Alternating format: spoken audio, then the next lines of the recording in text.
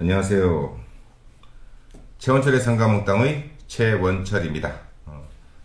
오늘은 판교 신도시 상권 탐방에 대한 내용을 촬영본을 올리려고 합니다. 역시 그 판교 신도시 현장에 가서 답사를 하면서 탐방을 하면서 상업지역별로 상권이 어떻게 변할 것이다, 이런 부분에 대해서 설명을 하는 내용을 촬영해서 올리려고 합니다. 먼저 판교 신도시입니다. 판교 신도시는 일단 사업개요. 경기도 성남시고요. 위치는 사업 면적, 개발 면적은 약 270만 평입니다. 개발 면적은 270만 평이고 계획 호수는 2만 9천 세대, 한 3만 세대 정도 된다고 보시면 되고요. 그래서 계획 인구가 8만 7천 명, 한 9만 명 정도 되겠죠.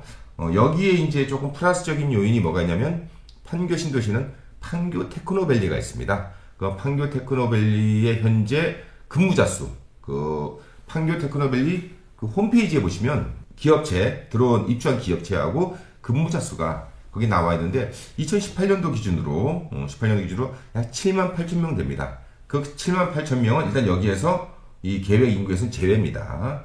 그리고 또 하나 말씀드릴게, 이 판교 신도시는 제가 이제 이런 탐방에 대한 촬영한 것을, 현장에서 촬영한 것을 올릴 때마다 제가 이제 여기는 자연상권입니다, 여기는 계획상권입니다 라는 표현을 하는데, 판교 신도시는 그 계획상권에 해당이 됩니다. 그럼 계획상권이 뭐냐? 도시계획에 의해서 인위적으로 상권이 형성된 곳, 이렇게 생각하시면 됩니다. 그럼 계획상권이란 말이 어디에 있느냐? 제가 답사를 다니고 상가에 대해서 강의를 하고 연구를 하다 보니까 계획상권이라고 표현하는 게 어떤 우리 투자하는 입장에서 또 상권을 보는 입장에서 좀 편하겠다, 좀 기준이 될 수 있겠다라고 생각해서 만든 용어라고 생각하시면 되고요. 그럼 계획상권 말고 자연상권이 있는데, 자연상권은 도시계획에 의해서 인위적으로 만들어진 상권이 아니고 아주 옛날부터 그 소비자들이 모여서 상권이 형성된 곳, 종로, 명동, 남대문, 동대문 이런데, 그 다음에 건대 입구역, 그 다음에 요새 두고 있는 익선동, 경리단길, 이게 뒤에 골목 상권보다 좀 큰 개념. 홍대 상권도 마찬가지고요. 그런 곳을 제가 지금 자연 상권으로 분류하고 철저하게 이렇게 도시계획에, 판교 신도시처럼 도시계획에 의해서 상업지역이 공급이 되고, 그 상업지역 공급되면서 인근 아파트가 공급돼서 이 사람 입주에 의해서 인위적으로 상권이 형성된 곳을 계획상권이라고 표현을 하겠습니다. 앞으로 이 동영상 촬영한 모든 내용에는 제가 자연상권과 계획상권을 분류해서 설명을 하고 상권에 대해서 얘기를 할 겁니다. 왜 그렇게 분류를 하냐면, 그렇게 분류하니까 제 스스로 상가 투자의 어떤 접근이 좀 기준이 잡힌 것 같고요. 아마 여러분들도 그 자연상권, 계획상권에 대한 개념이 조금 이해가 되시면, 제가 설명이 이해되시면 아마 상가 투자하는데, 상권 분석하는데 도움이 많이 될 것으로 그렇게 보여집니다. 그럼 그 내용은 어디냐? 다른 촬영분의 자연상권과 계획상권의 어떤 나름대로의 정의, 그리고 투자 전략, 접근 방식에 대해서는 다른 촬영분이 있으니까 그것을 참고하시면 될 것 같고요. 일단 판교 신도시 어디를 답사할 거냐면, 일단 상권을 분류했는데, 먼저 판교역이 여기 있거든요. 판교역이 여기 있는데, 이 판교역 상권, 판교역이 상업지역 상권 하고요. 그리고 여기 보면 이 파란 색깔로 보이는데 여기가 판교 테크노밸리인데, 이 판교 테크노밸리 안에 근린 상가들, 그러니까 지원시설 용지가 있어서 지원 상가가 있어갖고 여기에 상가들이 또 몰려 있습니다. 이 부분하고, 그 다음에 여기는 뭐냐면 소위 말해서 근린 상업지역인데, 여기 근상, 요 아파트들도 둘러싸이는 이 상가 설명을 드릴 거고요. 그리고 여기는 일단 분류를 하면 여기가 경부고속도로입니다. 이 경부고속도로 요 가운데 있는데, 이 경부고속도로를 기준해서 여기를 동판교, 이쪽을 서판교라 하는데, 이렇게 판교역 설명을 드리고 현장에서, 그 다음에 여기 근상사, 보뜰말인데요. 보뜰말 상가에 대한 상권에 대한 설명을 드리고, 그 다음에 서판교로 넘어가서 서판교 여기 도서관이 있습니다. 판교 도서관 상권에 대해서 설명을 드리고, 그리고 최종적으로 서판교역이 개통될 곳, 여기 상업지역에 대해서, 상권에 대해서 설명을 드리도록 하고요. 그렇게 하면은 어느 정도 판교 신도시, 어느 정도 지금 도시가 거의 완성이 됐지만 판교 신도시 상권이 어떻게 형성됐고 어떻게 변화하고 있고 그리고 향후에는 어떻게 될 것인가에 대해서 어느 정도는 기준을 잡지 않을까 그런 생각이 듭니다. 그래서 이렇게 이 답사한 내용을 현장에서 지도를 놓고 현장을 보면서 촬영한 내용들을 가지고 여러분들이 그 내용을 듣고 다른 계획상권에 이게 접목을 계속시키면 상가 투자하는데 계획상권 내에 있는 상가를 투자하는 도움이 정말로 많이 될 것이라고 감히 말씀을 드리겠습니다. 감사합니다. 이상 상가몽땅의 최원철이었습니다. 오늘은 판교 신도시 상권답사 하겠습니다. 자, 다시. 그러면 우리 위치가 지금 이 보행자도로, 그러면 이 지도를 볼 때 항상 녹색으로 표시된 건 다 뭐다? 이렇게? 보행자도로. 그리고, 아파트 이렇게 둘러싸인 것들은 완충 녹지. 예. 이 차들이 막 다닐 때 혹시 사고가 이렇게 들어오거나 막기 위해서 도시를 만들 때는 항상 이 녹지를 이렇게 아파트 쪽으로, 큰 도로 쪽으로 이걸 만들어줍니다. 예. 자, 근데 이 상가 쪽으로 있는 것은 이제 보행자도로 해서 우리가 지금 여기 있고요. 요게 이제 분양을 했던 상가들이야, 여기가. 네. 일단 지금부터 한 10년, 여기도 한 10년 정도 됐습니다. 그러니까 요 건물 하나들을 지금 있죠. 네. 1층이 쭉 있으면 얘네들이 한 전용이 한 10평에서 한 12평 정도 될 겁니다. 그럼 여기가 분양가가 얼마였냐면 한 8년, 9년 전에 제일 싼 게 4,700. 평당. 10년 전. 예. 이게 왜 그러냐면 여기가 판교역이고 생기고 그때는 판교역이 없었어요. 신분당선 개통이 그렇게 오래 안 됐잖아요. 네. 그러니까 판교역이 개통이 되고 그 다음에 저 앞에가 여기 현대백화점이 들어오고 여기가 알파돔 시티라고 해서 또 뭐가 생기고 해서 그 다음에 테크노밸리가 여기 이만큼 있고 그러니까 여기가 상권이 굉장히 좋고 장사가 잘 될 걸로 예상을 해서 그때 분양가가 제일 싼 게 4,700. 그 다음에 조금 비싼 것들은 7,500. 제일 비싼 게. 그러면 20평이면 15억 정도. 전용은 요 정도 건물에 전용은 한 50에서 55%. 그러니까 굉장히 정말 비쌌던 곳입니다. 그런데 그 당시에 분양이 잘 됐을까요, 안 됐을까요? 잘 됐어요. 정말 잘 됐어요. 그때 서울 사람들이 이제 분당, 일산, 평촌이 없잖아요.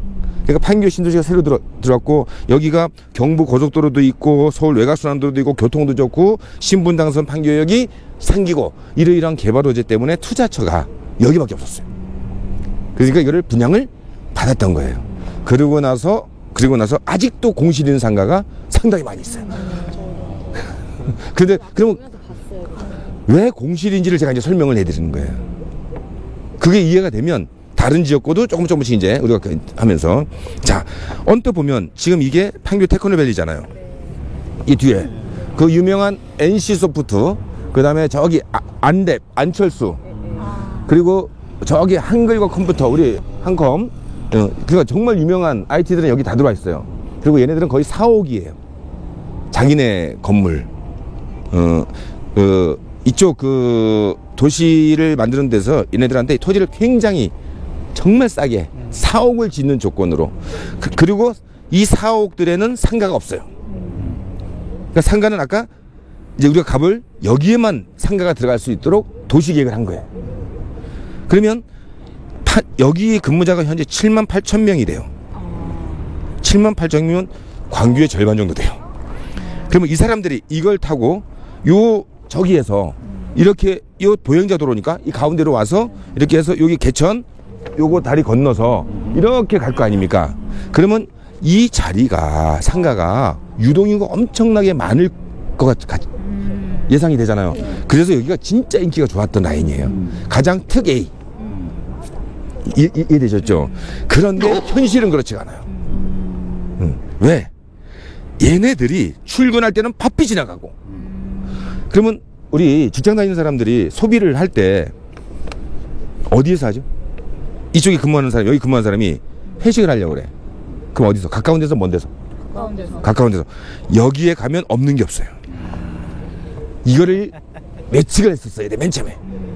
여기는 분양가가 평당 4천 정도가 됐던 곳이고 3,500에서 4천 됐고 여기는 4천에서 7천 됐던 곳이야. 그런데 여기가 임대 수익이 훨씬 좋아요. 얘네들은 다 여기서 소비를 해요. 가보시면 이해가 돼요. 오늘은 일요일이니까 근무를 안 할 거 아닙니까? 근데 가서 업종들이 간판들을 쫙 보면 여기만 커피 전문점이 스타벅스부터 해서 커피 8개인가 9개가 여기 있어요. 왜? IT, BT, NT 젊은 층이 많다 보니까 커피가 그냥 밥처럼 먹으니까. 그러니까 얘네들은 출근할 때는 정신없으니까 그냥 출근하고, 그죠? 여기서 뭐 식사할 일은 없잖아요. 퇴근할 때는 여기서 1차, 2차 회식하고 노래방도 있으니까 거기까지 끝내고, 그리고 집에 갈 때는 걸어서 그냥 타고, 아니면 이쪽에 이제 뭐 버스들, 광역버스들 있을 거 아닙니까? 버스 타고 그냥 집으로 가버리는 거예요. 그래서 실질적으로 이 인원이 만약에 여기에 상가가 없다, 그러면 정말 대박입니다. 그럼 평당 뭐 5천이든 7천 중요하지 않습니다. 월세 한 뭐 500, 700, 800, 1000 받을 수 있는데 이게 안 되는 거야. 그러니까 얘는 정말 고전을 많이 했어요. 얘는. 거기에 여기에 이제 가보시면 저쪽 걸어갈 텐데 여기가 판교 에비뉴 프랑이라고 있어요. 이게 뭐냐면 여기는 호반 건설에서 지은 건데 주상복합이야. 그러면 여기는 분양을 안 해서 상가를. 에비뉴 프랑은 분양을 안 해. 주상복합을 짓고 아파트 짓고 아파트는 분양을 하고 거기 에비뉴 프랑이라고 간판을 걸어. 그래놓고 그거를 분양을 안 하고 임대를 자기네가 직접 맞춰. 유명 프랜차이즈로. 그래서 이 호반 얘네들은 에비뉴 프랑은 거의 다 CJ 알지? CJ 게 많이 들어와 있어요. 그러면서 임대료를 싸게. 아파트에서 분양가는 자기네 수익은 다 챙겼고 요거는 분양을 안 해도 그래도 임대를 싸게 주더라도 월세는 들어올 거 아니야, 그 회사로. 그렇게 해서 좋은 계절밥상이고 뭐 이런 유명한 커피 전문점들을 여기다 집어넣는 거예요. 그러면 광교도 똑같아요. 거기도 분양을 안 했어요. 근데 그 옆에, 그러다 보니까 여기에 이 에비뉴 프랑이라는 상가에 유명 프랜차이즈 다 들어왔다고. 커피, 그 다음에 브런치 카페, 그 다음에 계절밥상과 같은 음식점 다 들어왔어. 그러니까 이 판교에 입주하신 분들이 여기 이런 데서 와서 소비하는 게 아니고 이건 직장인들 아이템이란 말이야. 어디서 소비하냐면 여기서 소비를 다 한 거야. 대박 났었어. 이해됐죠? 그 다음에 그냥 삼겹살 먹고 그냥 뭐 약간 싸구려 느낌 나는 거 있잖아. 뭐 오징어 구이 뭐 이런데 그거는 여기 와서 이 판교 사람들이 소비를 한 거야. 테크노밸리 사람들은 여기에 이 업종도 여기 다 있으니까 여기서 소비를 하는 거야. 그러면 실질적으로 여기 오는 사람들이 여기에서 다 뺏겨버리니까 굉장히 적었던 거예요. 그래서 정말 생각보다 장사가 안 돼요. 근데 월세는 그러면 이게 한 평당 5천에 분양을 받아서 20평이면 10억이야. 그럼 월세를 얼마 정도 받아야 되지? 500. 그러니까 뭐 좀 적게 한 400 정도는 받아야 되죠. 여기가 임대 수익률이 3%예요. 왜냐면 장사가 잘 돼야 500이든 400이든 낼 텐데 분양가는 높았고 그러니까 장사가 안 되니까 처음에 안 들어왔어요. 너무 임대료가 세니까.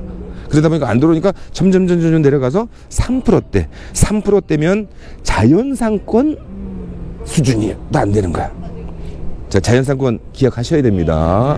자연상권은 토지가치 상승이 있다 그랬죠. 네. 근데 여기는 토지가치 상승이 없다고, 순수하게 임대수익밖에 없다 그랬잖아. 그러면 너무 낮은 거예요. 그런 상태에서 그거라도 들어오면 이 사람들이 대출을 받았어, 안 받았어? 받았겠죠. 그러니까 대출 이자를 낼 수 있는 거야. 근데 아직도 공실 있는 데는 대출 이자를 지금 본인들이 계속 내고 있어요.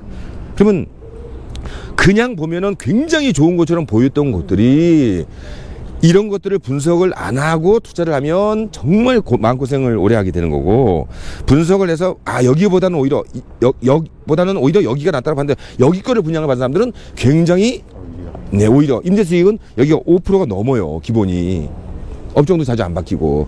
지금 제가 말로 하는데 가서 보시면 이해가 돼요. 이제 이해가 되잖아요. 네. 그러다가 현대백화점이 아시아 최고의 규모야. 엄청 커요. 진짜로.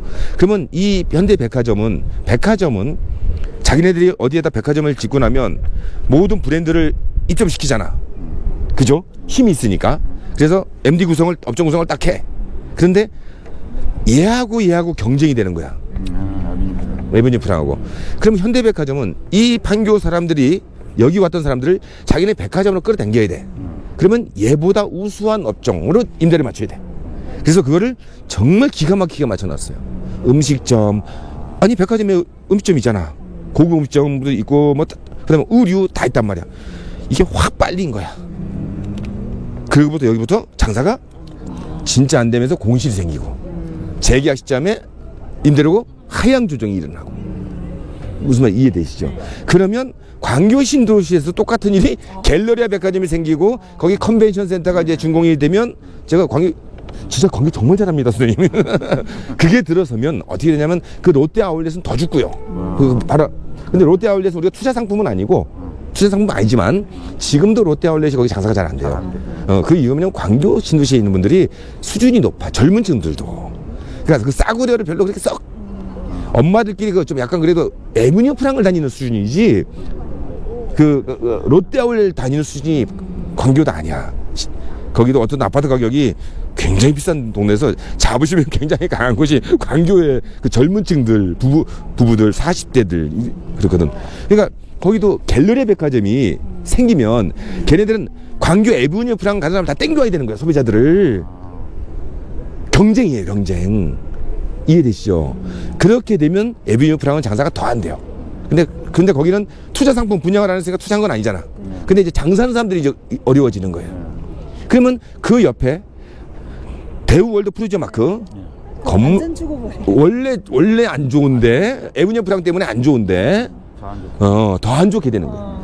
지금 그게 월드 프루지오 마크가 지금 한 4년, 5년, 6년 초기 분양할 때가 한 5, 6년 됐어요. 절대 하지 말라고 제가 극구 말렸던. 왜? 저는 여기서 결과를 봤거든.